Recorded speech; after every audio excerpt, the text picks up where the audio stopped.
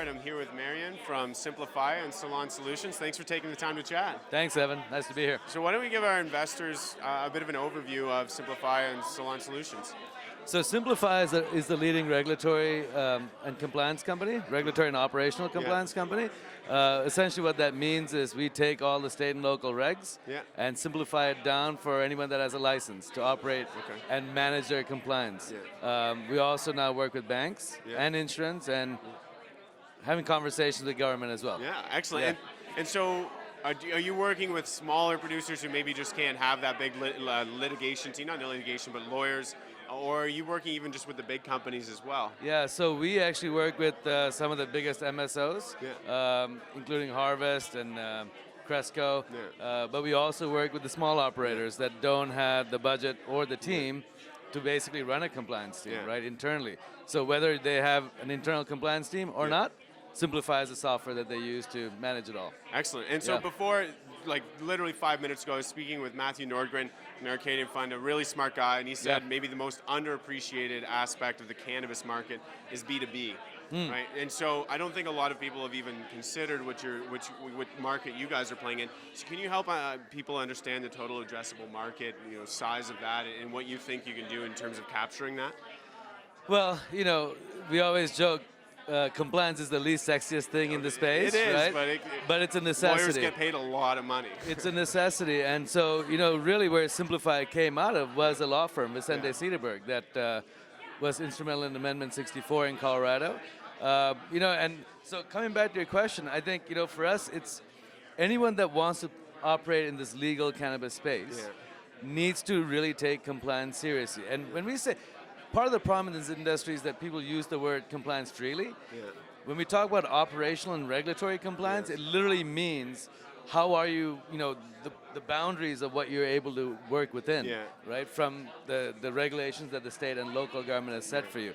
So those are really key elements, and so for us, we feel like anyone that comes in to operate and play in the space has to be using some sort of management system, compliance management system, and that's where we come into play. So we are currently in 16 states in the U.S., and we'll cover the entire country here hopefully the next 5 months, and then we're also going to go international, right? So as new countries come on board, as new areas come on board, we become the software provider for that. Excellent. And so you said Series D?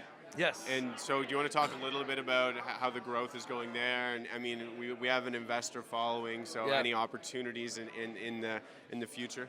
Yeah, so I just opened up the Series D of $4 million to our existing shareholders.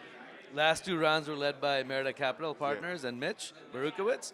So they've been really great for us, and I think they're willing to participate in this round.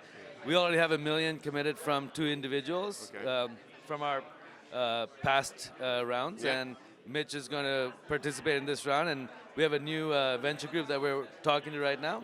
So I think the $4 million will probably go pretty quickly, but we are looking for strategic investors if there are some anyone that are out interested. there? Yeah, absolutely, awesome. And so that'll be used to move from that 16 states to beyond that. So it's going to be for operational capital, but also for growth. Most of what Simplifya consists of are policy folks and lawyers and tech people. We're a RegTech company at the end of the day, so we need to expand faster, and so we need to add some more people to the team. That's where most of this money goes into development and the regulatory affairs team. Right, excellent. And so you guys are really close to, obviously, regulations and probably legalization. You must be thinking about it obviously you're thinking about it on a state-by-state basis. So what's your take on even statewide legalizations, any big developments you see coming, and then even commenting on the federal legalization? Some people are saying a couple of years, some people are saying a decade. How do you guys see it? Well, every state is very different. I think one of the states that I see moving regulations along very well is Missouri. Oklahoma is coming in pretty quickly. They're issuing a ton of licenses. But every state, they've got their own challenges. But from my perspective, I think Missouri is doing it really well. On the federal side, I personally think, we're probably less than 2 years, maybe even less than that, maybe a year. Wow, there you go. Because I think with the Safe Banking Act now in the Senate, look, this is now an actual industry, and there's a lot of activity and a lot of money for a lot of governments to money, make, and right? yeah, there's a lot of money, but also there's a lot of tax money for Yeah. governments to make. But there's the medical aspect of cannabis, which I think there's a lot of people that obviously are thinking about it, but we need to get this moving. Yeah, absolutely. Right? So yeah, Absolutely. Excellent. Thank you very much for taking the time to chat. of course, Evan. Thanks for your time.